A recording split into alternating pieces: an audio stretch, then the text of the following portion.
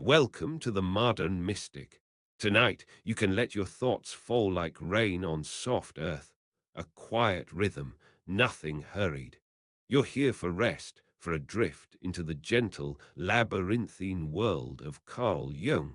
Just let yourself find stillness, nothing to solve, nothing to fix. Just let the slow hush of night ease over you, a story as old as breath. Imagine a world brushed in blues and grays, early morning, before anyone stirs. Somewhere a lamp glows behind a curtain, the floor cold beneath bare feet, windows flowering with condensation, soft and uncertain, shadows gentle the corners of his study, and it's quiet enough to hear the feathered breath of your own chest. Let each inhale become a small ritual, filling your body with something ancient, something surrendering. Exhale, and your shoulders unspool, softer, softer. You are so welcome here, in this quiet space, among the old books and smells of morning dust. You are allowed to rest. Carl would begin his day before much of the world awoke. But tonight, you needn't move a finger. Just listen. You can breathe alongside him. You can move as slowly as gray light through a drawn curtain. You're not expected to understand all the dreamlike twists and doors. You're only invited to float along the surface, to become part of the hush. He waited by the window. Sometimes hours would pass, and he would watch the first pale shape of dawn appear over the trees. The air outside was cold. You can feel that cold, too, if you like, a little crispness against your cheek. The air inside always softer, always a buffer between yesterday and today. You too have buffers, little sacred boundaries, like blankets, like the weight of covers pinning you to the mattress just now. Take another breath. Let the world slow, like water draining from a cup. Carl knew about slow beginnings. He welcomed the long pause at the start of a day. The kettle would hiss, then settle. A clock somewhere would tick deep, patient ticks, not marking time, just measuring waiting. In his mind, there was always waiting. You aren't alone with your thoughts tonight. There is a gentle, ancient company here, a shared hush between you, Carl, and the story. Nothing happened, and that was enough. Feel the comfort of the familiar. Old floors, the tap of rain against glass, a world too big to worry about, reduced to small and sacred things. Each object in his home was an anchor, a cup, a wooden box, a pair of slippers by the door. Each thing a reason to stay put. Tonight, let these details invite you in. This is not a story to solve, only a gentle drift. Close your eyes if you haven't already. Rest your hands. Let the edges of your day dissolve like sugar in warm water. Taste the memory of relief, the subtle promise that you are safe right now. You don't need to impress the morning. You don't need to remember what needs doing. Tonight, the world is simpler, cool air, slow hours, small rituals. He sat by the window as the kettle cooled, breathing in, breathing out. That is the way of things, Carl thought. That is the way of stories, too. Just let one word follow another, like footsteps in fresh snow. You have drifted far enough into quiet. Let the next chapter carry you further, slower. There is no hurry, only the gentle closing of one door and the silent opening of another. There is a quiet that comes before morning, softer than any sleep. Carl Jung's house always seemed to know this kind of quiet, holding it in the wooden bones of its walls, pressing it gently into the space before waking. Most days began before the sun had found its courage. The window panes clung to the dark, holding the faint image of night's long shadows. When Carl's eyes opened, he didn't fling himself out of bed. There was no rush, only the slow gathering of breath. The linen sheets held the shape of his sleep, warm and wrinkled. He stretched, not too much, not too quickly. The air still smelled faintly of old books and the deep, cool river outside. He sat at the edge of the bed, waiting for his feet to remember the floor. The world was hushed. Beyond the curtains, birds considered whether to sing. The room had its own memories, faint eelgrass green wallpaper, a chipped mug on the nightstand, the tick of a quiet clock, each one an anchor in the fog of waking. He moved as if he had all the time in the world. The house gave him quiet, and he returned it with calm.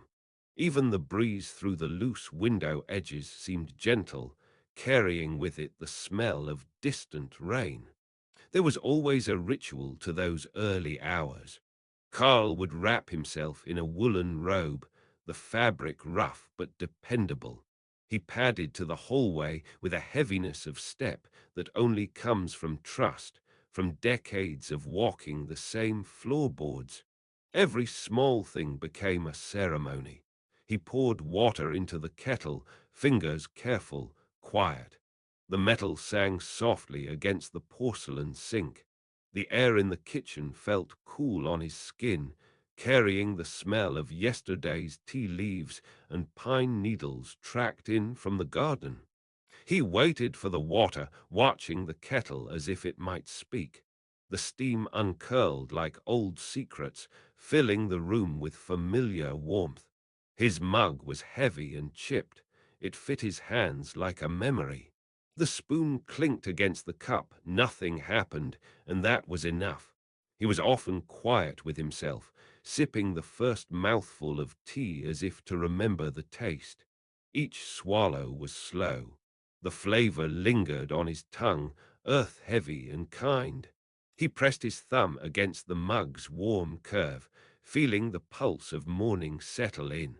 There were mornings when fog pressed against the glass, making the whole world feel soft. Karl liked to sit and watch, letting his eyes wander across the blurred outlines of tree branches and river stones. The kettle's warmth pressed into his hands. The linen curtains twitched with a stray breeze. This was how rituals worked for him, not grand, not hasty. He found comfort in repetition. The sun would not rise any sooner for his worry. He let the minutes sink in, small and slow. Outside, the world moved at its own pace. The river ran quietly, disturbing nothing.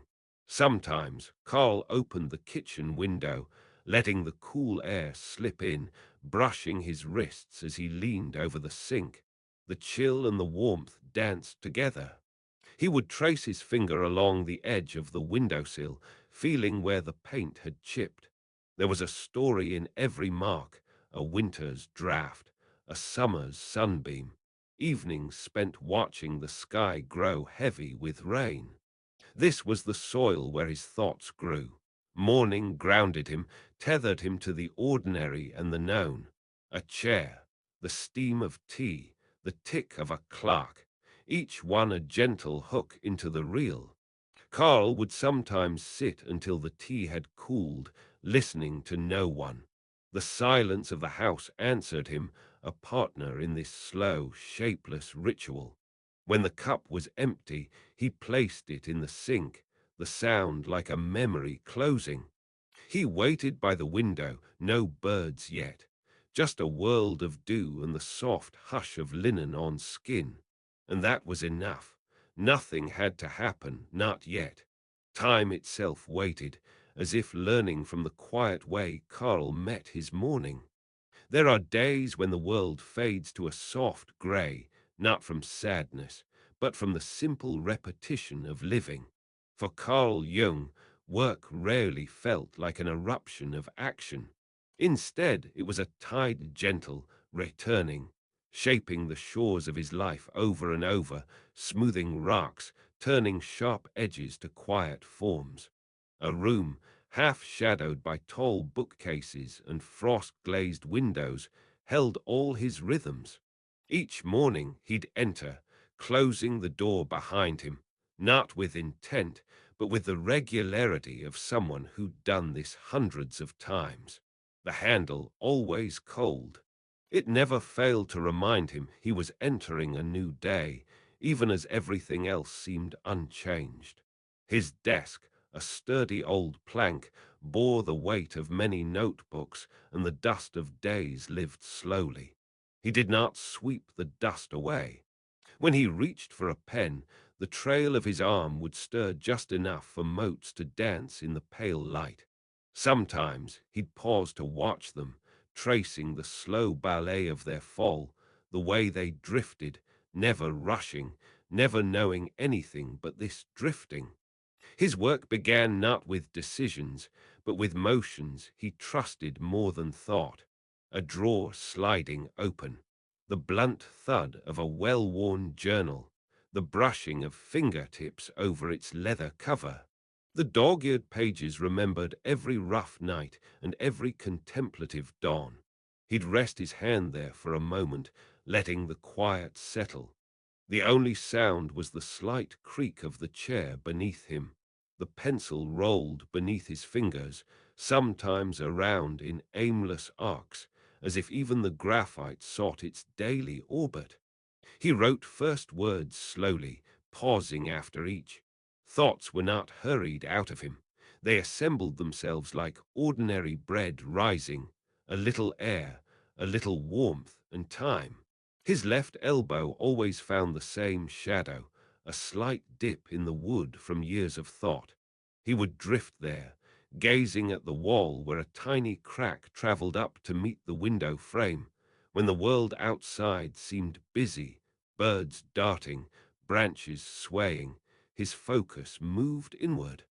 The rhythms of his workspace did not invite excitement.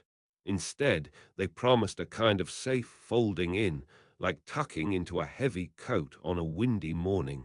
He reached for a slip of paper, one from a stack always kept just there, center edge of the desk, tied with faded twine. He'd untie it slowly, favoring the repetition, as if unlearning the knot was some soft ceremony. The fiber always left a little dust on his fingertips. Nothing happened, and that was enough. Every pencil shaving, every stray paperclip dusted with time, became part of a sacred order. The click of the lamp felt holy in its own way. Jung would switch it on, not for the blaze of light, but for the way it made shadows curl in the corners, gentle and familiar. He waited by the window, watching the afternoon sun tiptoe across the floorboards. Dust lingered in those sunbeams, as patient as his thoughts. Again and again, the same motions, the opening and closing of books, the soft lift of mug to lips. Tea gone lukewarm, not abandoned, simply lived alongside another object in the slow orbit. He would run a hand through his hair, and a page would flutter in sympathy. Sometimes he'd pause, listening to the silence only available in rooms built for solitude. The draught from the window brought the faint smell of earth, distant rain, soil, the early promise of spring. Mornings blurred into afternoons. The repetition dissolved the sense of time passing. It was all one movement, one breath, repeated over and over. He'd write a line. He'd scratch it out. He'd stare not at the words, but at the little mountain formed by eraser dust. The spoon clinked against the cup. By evening, the room had become another world. His heartbeat traced the same quiet intervals. Outside, the world spun with its cares, but inside, the ordinary was his sacred ritual. Every movement, every task was both a beginning and an end, a returning to a self gently formed by repetition.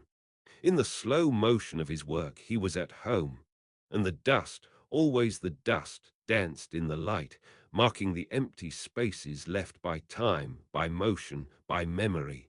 Nothing happened, and that was enough. It was morning again. Somewhere beyond the garden, a bird tried to sing, but the song tangled in mist. Young Karl and the world both sat quietly in the folds of an overcast day. Weather came gently. Shadows crept into his room across wooden floors, blending with the stillness of sleep not fully shed. The house where Karl grew watched the sky. Seasons made themselves known between floorboards, up the stone chimney, in the scent of each new dawn. Sometimes, while bread toasted and tea steeped in slow circles, Karl pressed his hand to the cold glass of the window. Outside, clouds moved in pewter bands, and thin light brushed the hills. He waited by the window. Patterns appeared slowly to him. How fog muffled every sound, how winter crept into his coat. Each season wrote a new story on the edge of his mind. A single candle flickered on the breakfast table, flame pulling a steady breath from the still room. Karl learned to breathe with it, warming his small hands as he exhaled. The candle's tiny circle of light lingered, a safe and ordinary companion. Inside, his family settled into routines. His father's footsteps always measured, the hush of his mother folding linens.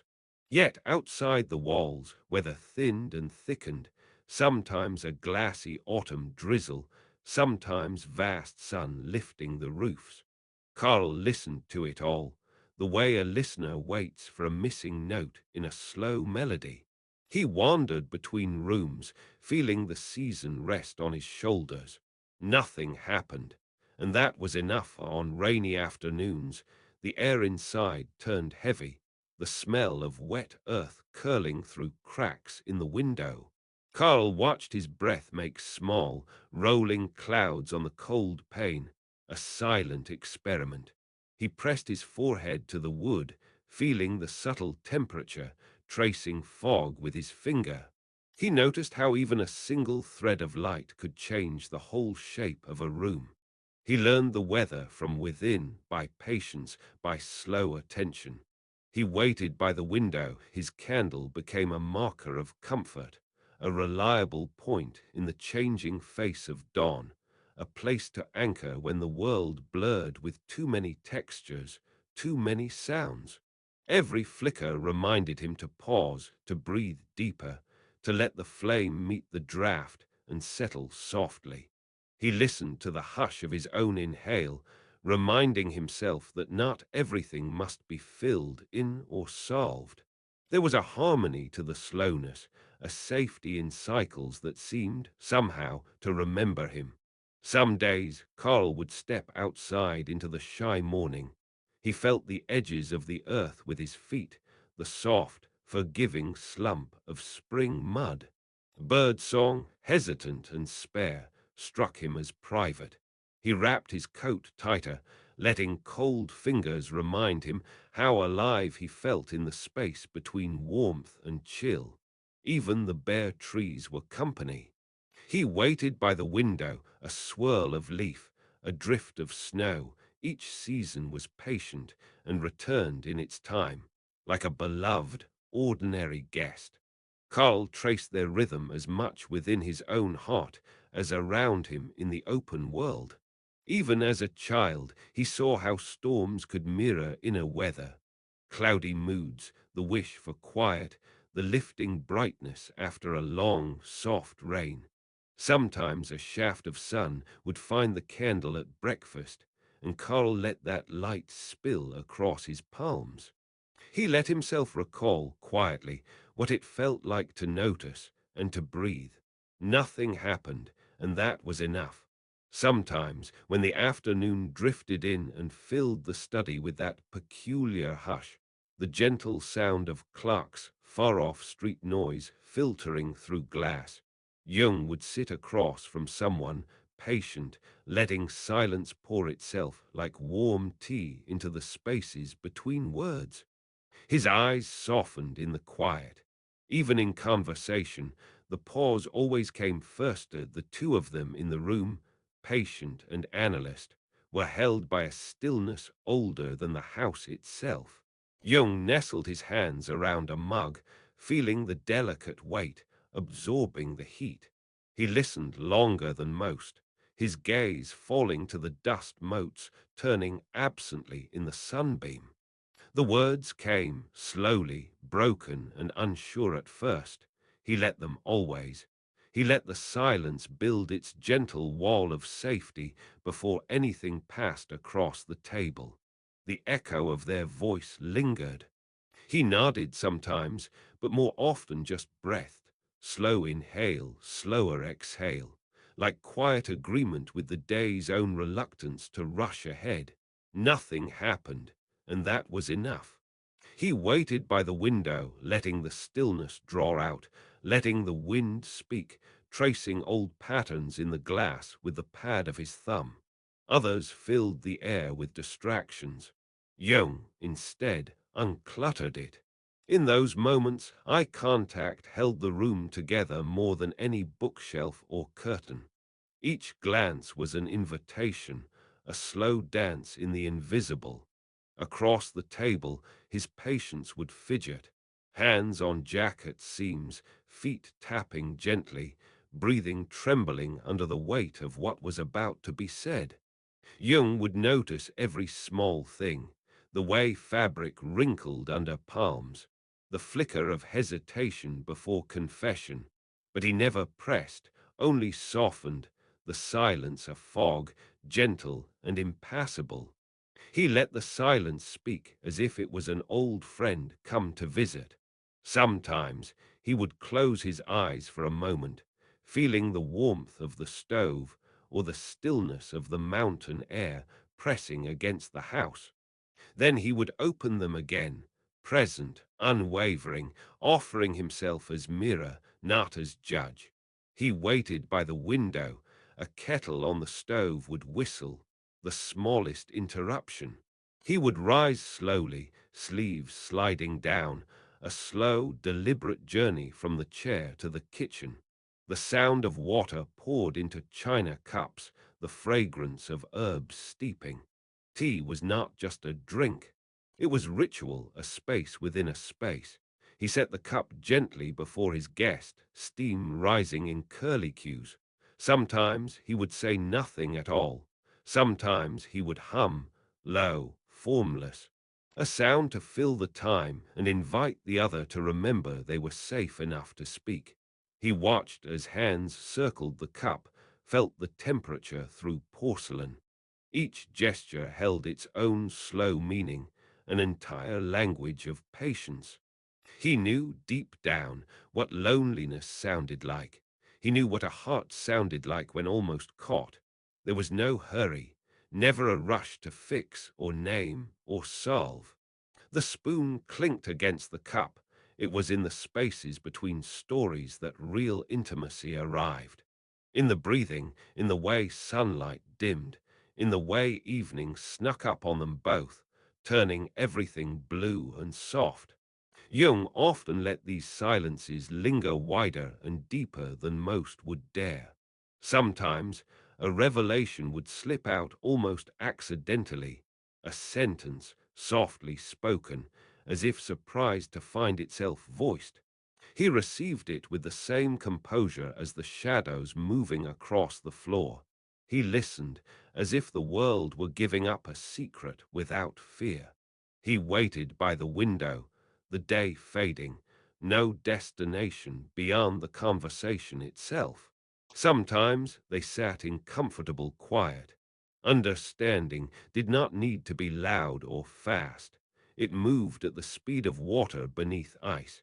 His patients felt their hearts slow to match his. In that room, no one was rushed to confess anything except, in time, their own quiet truth. The silence deepened, became its own kind of warmth.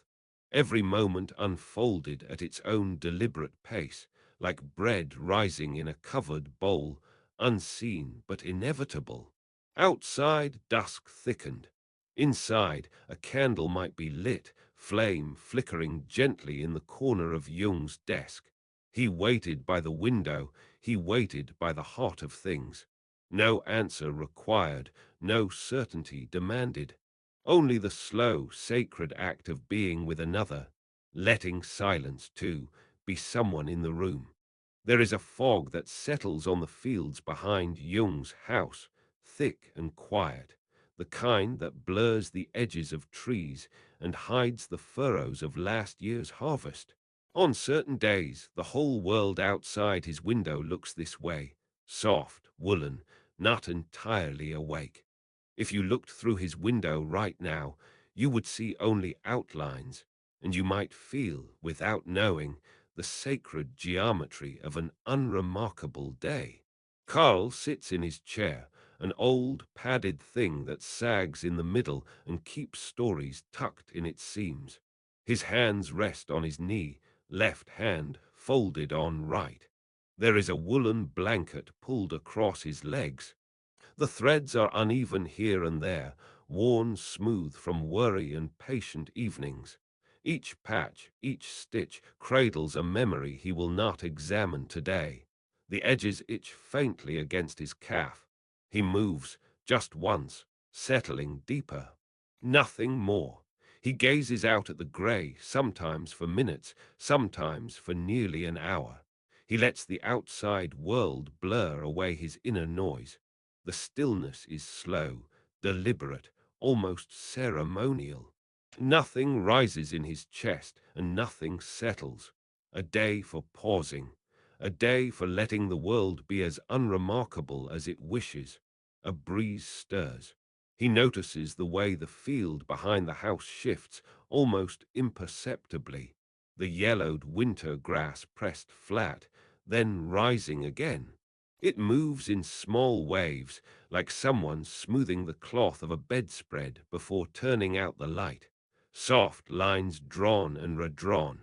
He waits by the window. The teacup beside him collects a skin of coolness. Steam faded. No hurry to drink.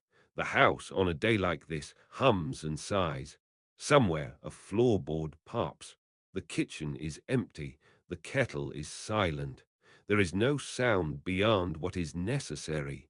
He listens, not for revelation, not for interruption, just the soft, persistent presence of the world continuing. Even the clock in the hallway seems to slow, its tick a gentle nudge instead of a demand. He listens, and nothing happens. That is enough. His slippers, rough wool felt, edge against the crease of an old rug.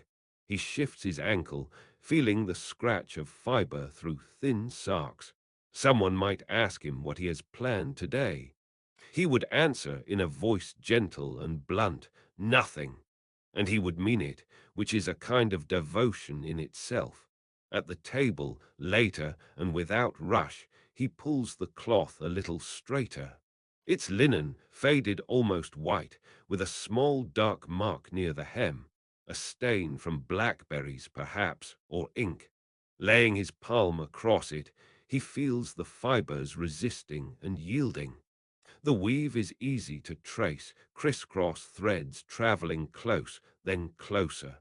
The coolness underneath, wood, quiet, solid, meets the warmth of his hand. He imagines the hands of others that might have leaned into this table, elbows resting, deciding nothing at all.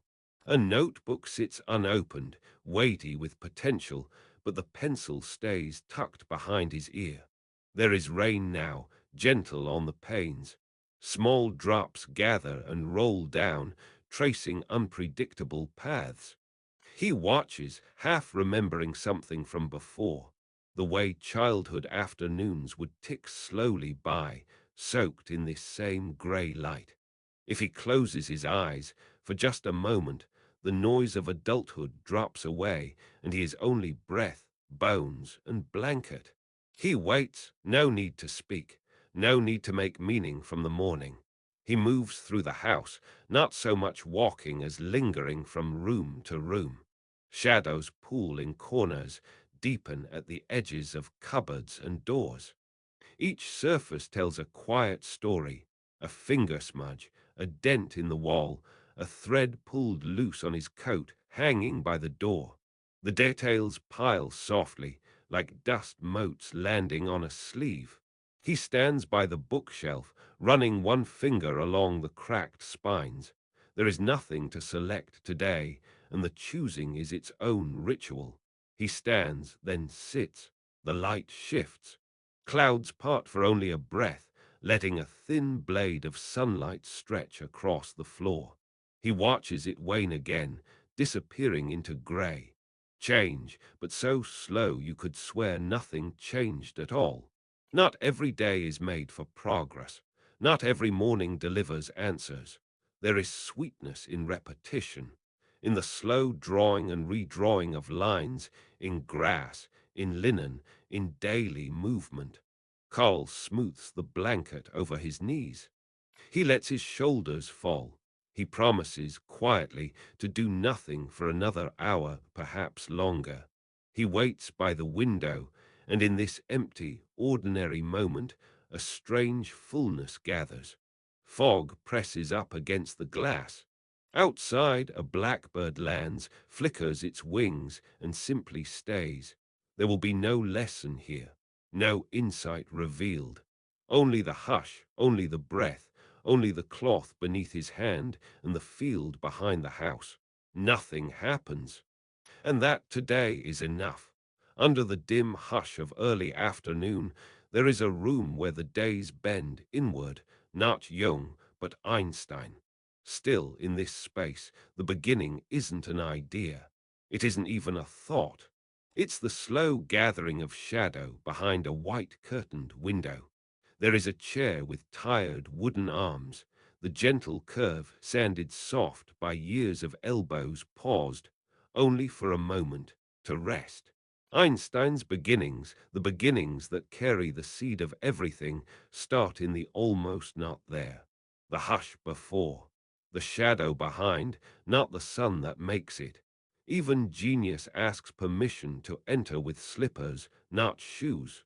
An ashtray sits half forgotten, catching afternoon light. The edges are warm but worn. On its side, a chipped mug, half drank, colder now, slouched into quiet forgetfulness. Nothing remarkable comes from the cup or the smoke, but the rituals do not rush. Beginning, for Einstein, appears in the way steam lifts and doesn't fade. It holds in the air, stubborn, refusing to be hurried, curling in stillness. Sometimes the only movement for hours is the flicker of the curtain lace, breathing with the room.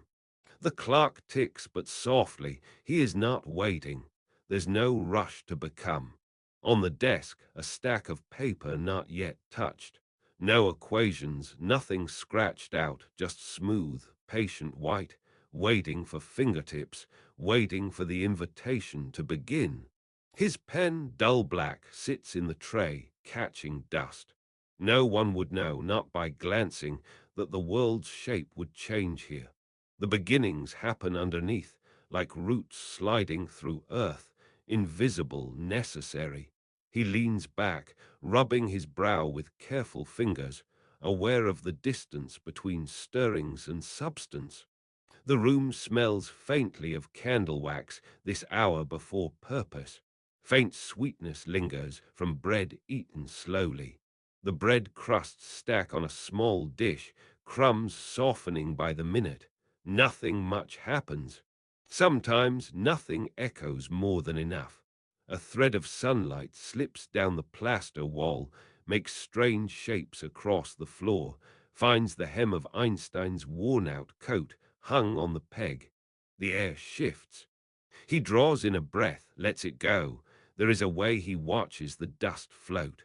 The outside world moves quickly, but here even thoughts must put on slippers, hush in the hallway, wait their turn. He waits by the window. The glass is not perfectly clean. His breath fogs the pane. The street below, a barely heard murmur. Even the city knows to whisper when beginnings are near. Einstein's fingers tap the sill once, twice. His shoes are not remarkable, scuffed. He keeps his socks on to keep warm. The socks are mismatched. Little details, warm as old tea. The candle flickers, guttered by a breeze. He pretends not to notice. In this room, even a flicker has its place, its story, its pause. A grey scarf drapes over the chair.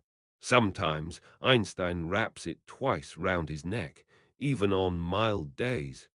The wool itches, but it's comforting in its irritation.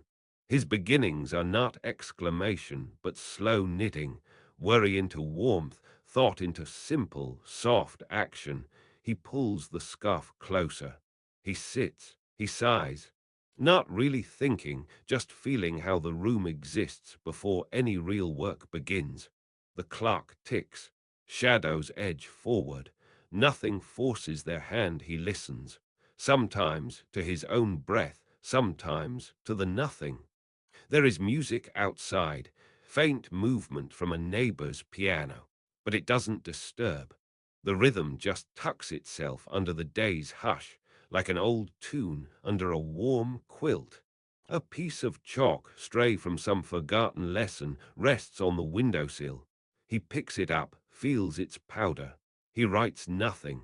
Instead, he admires the way chalk dust clouds and settles. In this, there's space and more space. All beginnings require space, even the space of not doing. He breathes. The coil of his thoughts turns slow, slow. The pen makes no scratch. The page remains blank, unpressured. Does genius really begin with a thought? Or does it begin with the refusal to hurry, with the patience to let things rest? He stretches his legs, listens to the boards creak. The day sinks softly. He makes tea, pouring water, not rushing the steep. The spoon clinks against the cup. Einstein pauses, feeling the heft of the cup, the lightness of the steam, warmth against his palms. There is a lesson in this, if lessons are needed. The worship of mundanity, the slow bow to what is boring and necessary. So much happens before the idea. The music outside, the cold, the wool, the ache in the knees, dust motes in the afternoon light. It's all here, sewn together with gentle repetition. He rests his hand over the edge of his mug, tea now cooler than before. No need to finish. The beginning is this patience. The room allows itself to be, while Einstein watches quietly, not yet someone the world will remember, just a man in the hum of the ordinary, tracing the outline of a thought he hasn't yet found. The candle gutters again, nothing happens, but in the space beginnings gather. He waits by the window and waits, and nothing comes, and nothing is needed. Stillness is the beginning, boring, holy, always enough. Karl stood by the window before dawn, the cuffs of his robe trailing against the dusty sill. The world was muffled in darkness, his reflection soft against glass. He pressed his palm there, softness meeting coolness. Outside, the stone path was wet with dew, hard lines cutting through sleepy grass. He breathed in, felt the fabric of his robe at his wrist, gentle. He leaned his forehead to the glass solid. There was comfort in both, strangely, the yielding and the sure. He padded quietly to the kitchen, the old boards creaking beneath him, as if greeting his presence. The house was still, hearing only the hush of early morning, the gentle turn of the kettle's knob. He sat at the small table, alone, his robe pooling softly around him. The mug was cool and hard in his hands, a grounding point. Nothing moved. In the space between steam and silence, Karl felt both untouched and held by the quiet. Later, he let himself move through the rooms, slow and unhurried, a ghost in gentle shelter. He lifted a book, heavy and real, cloth binding rough against his palm. He watched the play of morning shadows and the glint of light on a washed stone set on his windowsill. The stone was striped grey, picked up on a walk years before. He ran a thumb over its pitted side. Hardness, sharp, unchanged. His robe brushed his leg, soft and forgiving.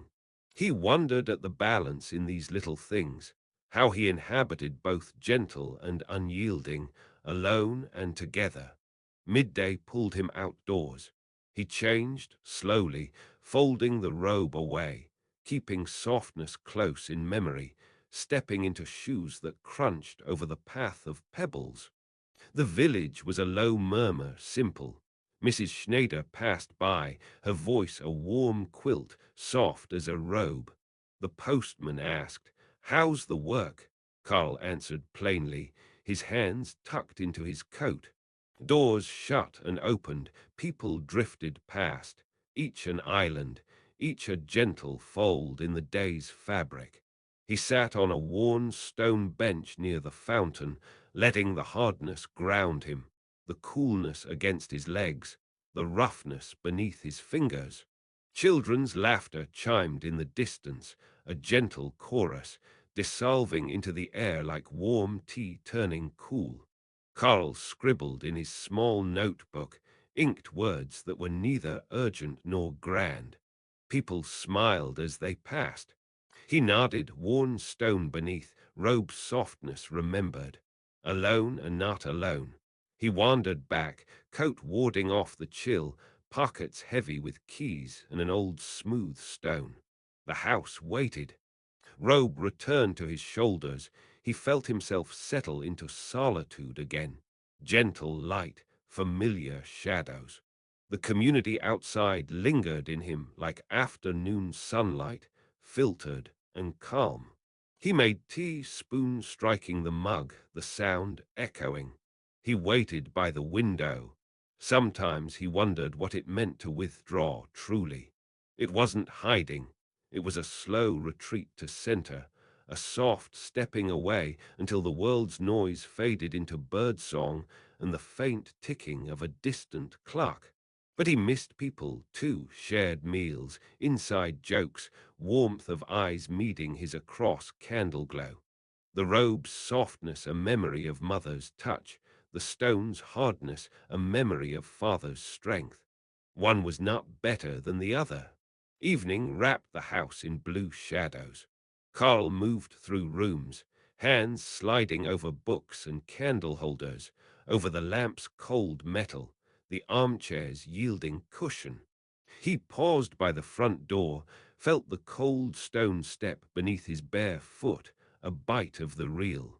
The robe hung heavy on his shoulders. It felt safe, like silent company. Outside, stars blinked awake. Karl leaned against the kitchen counter, alone but not lonely. The boundary between solitude and community, he realized, was as gentle as a robe, as certain as stone. One flowed into the other, a quiet tide. He watched the steam curl from his cup, let the moments pass. Slow, the spoon clinked against the cup. There was a room in Jung's house, the study, with uneven wooden floors, stacks of faded papers, a certain shadow that never left the corner. But beneath all the lamps and the baubles and the waiting books lay something far heavier than the oak desk. It was the stubborn hush within him, the kind of quiet that steals in when dusk settles beside you, not because you choose it, but because it chooses you at times. A thread would appear in his thoughts, thin silver, a reminder perhaps of all the questions he hadn't answered, not in his books, not in his letters. This thread, he saw it most at night, winding through the air by candlelight, as if daring him to pull on its softness. He held it sometimes only in his mind and let the world fade for a while. A thread, he'd whisper, as his breath grew slower. He waited by the window. With every thread there came a key, heavy in the palm, colder than expected.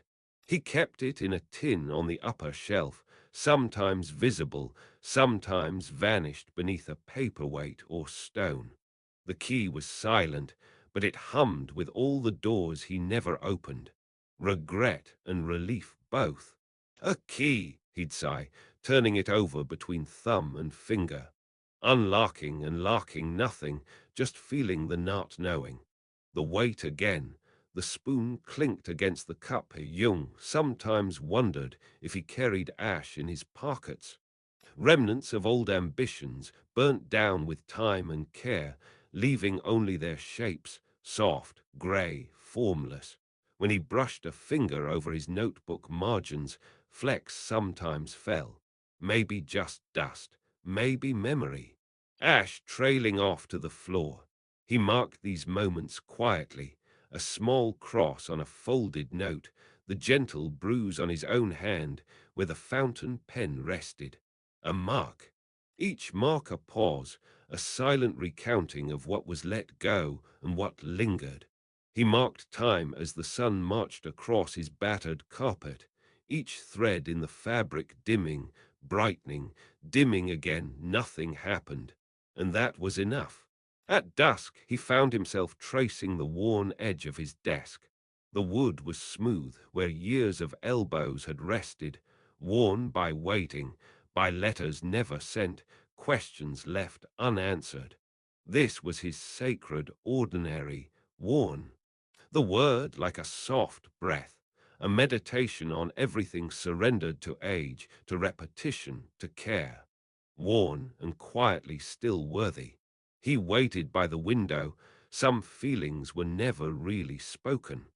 They hung in the air, stitched to the thread, locked with the key, scattered like ash, marked by a line, worn into the wood. His sadness wasn't a storm, but a long, patient season. Rain that never pressed but soaked the ground until the stones remembered. He sat beneath the lamp, breathing to the rhythm of these anchor words. Thread, key, ash, mark, worn. Each its own gentle reminder that weight does not mean ruin, that struggle, quietly folded, can itself become a place to rest. There were years now, many years, behind Carl. Years that layered upon each other like blankets gently tucked through the decades. His hair had faded to a cloud-soft white, and his manner, so full of certainty in youth, was now ribboned with pauses and ponderings. He moved differently. Each step seemed to honor the floor, each gesture wide and slow, as if he did not want to disturb the ticking of the old, ever-listening house. People felt it, this density in the air around him, as if they were entering a room warmed by deeper seasons. In gatherings, conversations slowed, voices softened. Those who visited the house on the lakeside, friends or colleagues or people drifting in need, found themselves growing quiet as they crossed Carl's threshold. There was a comfort to this slower tempo, like stepping inside after a snow, where the hush itself is the main event, thick, unmoving. The lamp in his study glowed from an early hour, sometimes yellow gold, sometimes a faint orange, wreathing the books and papers with a gentle halo. Younger friends or students would sit across from him, asking questions but rarely expecting quick answers. Carl would close his eyes as if hunting the words along a dark lake's bottom. Sometimes he would speak, sometimes he would only rest, breathing slowly. They learned to match that rhythm, breathe a little slower, let their thoughts fan out like old letters across the desk. It was not knowledge they sought so much as a kind of permission to sit with not knowing, to brush hands along the velvet edge of uncertainty. Carl gave that permission without a word, just by the contour of his presence, the lamp never too bright but always enough. The dusk crept earlier in these rooms. Shadows slipped up the walls in late afternoon, and with them a lengthening kindness. One friend once remarked, "Time slows in your presence, Carl. I can hear the hinge of every minute." They would sit by the window sometimes, the curtain trembling a little in the winter air. Carl liked to trace the outline of the trees, each bare branch a small story. He waited by the window. You could arrive with turmoil, questions tumbling out of order, fears about the world, your mind, your future. An hour here, tea cooling in your hand, and the urgency faded to silence. Carl would simply nod, refill the cup, point to a patch of sun on the rug. Nothing happened, and that was enough. Long evenings stretched like wool. If you lingered after dinner, Carl would take you on slow walks through the garden, pointing out nothing in particular. The soft green moss, the bright emptiness where flowers would return in spring. His words rarely followed a point-to-point logic. They drifted, gathered, settled. There was longing in these spaces, a nostalgia for something never fully grasped, maybe never meant to be. Aging, he talked less of answers and more of thresholds. People left his house altered, though often they couldn't say how. The hush followed them, sometimes for days. In work meetings or in crowded streets, they carried a small ember from Karl's dusk-lit study, a little slower, a little gentler. Sometimes, leaving, you would look over your shoulder and see him, framed by lamplight, half lost in the blue-shaded evening. The whole world felt paused, lanterns flickering slow beneath a sky that would not hurry the night's arrival. The spoon clinked against the cup here, in the long shadow of Karl's gentle presence. People remembered the parts of themselves that could wait, that could ache, and not rush through it. The texture of elder presence, the longing that slows time. He offered it not with words, but with the whole way he dwelled on the earth. He marked time with dusk and lamp, with tea rings on a wooden table, with sighs that stretched the length of a quiet night. Nothing happened, and that was enough.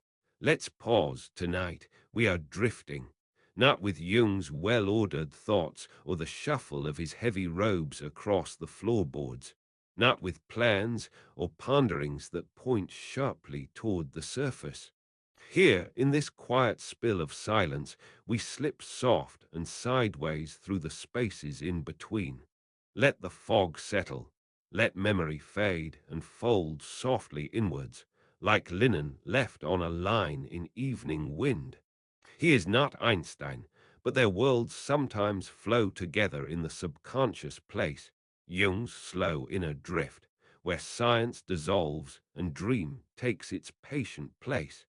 It is not a matter of dates or discovery, not the click of chalk on blackboard or the measured questions that needed answers.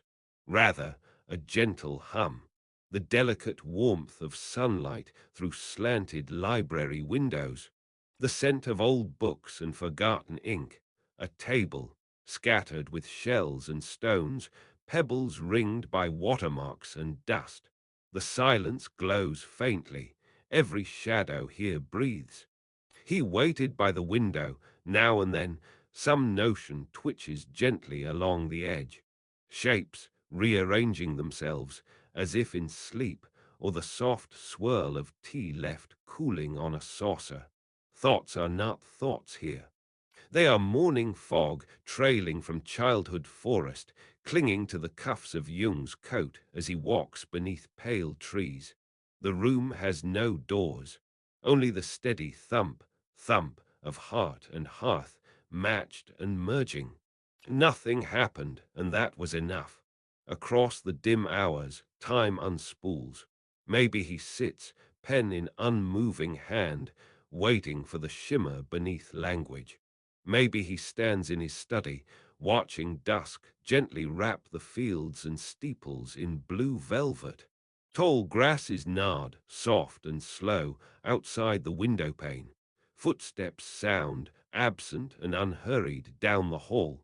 Even the ticking clock forgets its urgency, lazily spinning, circling rather than counting. The spoon clinked against the cup. He doesn't chase answers. Not here. He moves with hint instead of hope, with listening instead of longing. The subconscious is all gentle tides, carrying him from the cold, gleaming floors of the Zurich hospital to the deep woods behind his childhood home. Here he is simply part of the dreaming. The sense of self a shifting silhouette on old wallpaper, a warmth pressed into the cushions of the reading chair. He waited by the window. No voice calls him, yet the silence is not empty. It is full with everything that waits to be known and everything that prefers to remain a whisper. Stones fit themselves quietly in his pocket, cold against his palm. Shadows stretch and cross, unhurried, like soft threads pulled through linen. He belongs to this hush, and it to him. Nothing happened, and that was enough. On certain evenings, the air in his home softens suddenly, as though the world itself has exhaled. The stove hums faintly. Outside, rain might begin, threading fine lines across glass. Inside, he folds a blanket over his knees, the fabric heavy and reassuring. He traces a pattern on the armrest with his thumb, over and over, not seeking revelation, only rhythm. He listens to the shiver of wind in the chimney and lets his eyes fall closed. He waited by the window. His mind fills with underwater echoes, colors with no name, tides of feeling neither good nor bad. They rise and subside like the slow rocking of a boat on a gray, endless lake. The lamp on his desk glows as if beneath water, its golden ring trembling in the dusk. Here, distinction doesn't matter. Here, everything, light and dark, now and then, is only one soft movement. His life, his questions, all recede beneath this gentle tide. Nothing happened, and that was enough. He traces the grain of the wood with his eyes. The room is unmoving and moves through him. The fog in the evening thickens. His thoughts wander where the stairs creak, where the walls, so solid, become nearly see-through. Every breath he takes is old memory and new air, the mingled hush of ancestors, strangers, selves he hasn't yet imagined. He is not alone, not here, never quite alone. He waited by the window. Sometimes dreams pull him back to his father's study, or further still, into the ancient forests he loved as a boy. Pine sap that stuck to his cuffs, the wool smell of his coat, always the faint sound of distant bells tolling in the background, guiding him forward or backward or simply around. Nothing to fix, nothing to conquer. Here is only a silent circling, a spiral, the inside of a shell. The spoon clinked against the cup, drifting deeper. Objects lose their names. Lamps are not lamps, but pools of quiet. Books stack without meaning, pages curled, unread. He sits among them, the warm weight of silence pressed against his shoulder.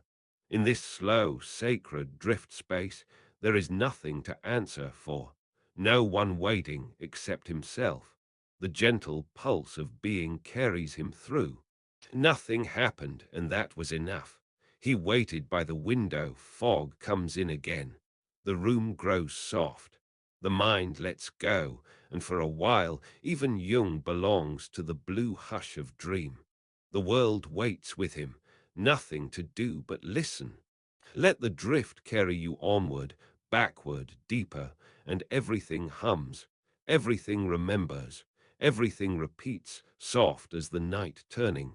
He waited by the window, nothing happened, and that was enough. Night slows now in this gentle space. The quiet finds you, drifting between the left and right edges of your mind. Shadows slope over everything, hushed velvet, silent kind. The day's work is finished, but nothing is truly done. You are not meant to finish tonight. There's just the winding down, the hush after the doing. Breathe in. Let the hush tumble over you like cool rain. Breathe out. A soft hush, the veil returns. Carl Jung spent many evenings like this. He would close his notebook, pens left waiting by the edge of an old desk. He might leave his lantern burning just a little longer, golden spilling onto books that slept open, half-read. You can almost sense the movement, the click as he shuts the window against the evening air, the thick breeze laced with distant river and train. He sits, he waits by the window. Carl's house is quiet. Water pipes tick inside the walls. A wood floor creaks under old slippers. His hands rest, open and empty, palms up, a silent invitation to silence itself. Each breath in, each breath out, welcomes the hush back. Nothing urgent now. No voices, no debates, no searching for what cannot be found in the daylight. There is simply the night. The kettle stays warm, slow steam, barely a thread moving up. He cradles a cup, feeling the weight come back into his hands, not as questions or thoughts, but only as warmth. The tea is earth and stone, a taste reminding him of deep roots, of what waits all winter beneath frozen ground. Every sip the veil of quiet returns, every exhale a gentle letting go, each pause a question unasked, a story untold. Under the hush nothing rushes. The world outside can turn. Carl sometimes stares into the fire, not really seeing, only remembering that he is here, and that here is enough. Ash falls from the log like tiny moths searching for the lamp. He lets the flames go out, one by one, trusting the dark to fill in where the light drops away. The hush returns. There is comfort in the slow undoing of a day. There is shelter in the repeat of night after night, quiet after quiet, the same cup and the familiar lamp. He sinks back into a favorite chair, the fabric molded by years, by the weight of old decisions released. The nothingness around him becomes a kind of safety. He has learned to welcome it, like an old friend returning at last. He breathes in, counts softly to 4, breathes out, hush, hush, hush. He imagines the river outside, black and slow, gliding under stone bridges where reeds shiver beside the bank, and nothing urgent, nothing expected. Just the river carrying old stories to dreamland. The hush returns.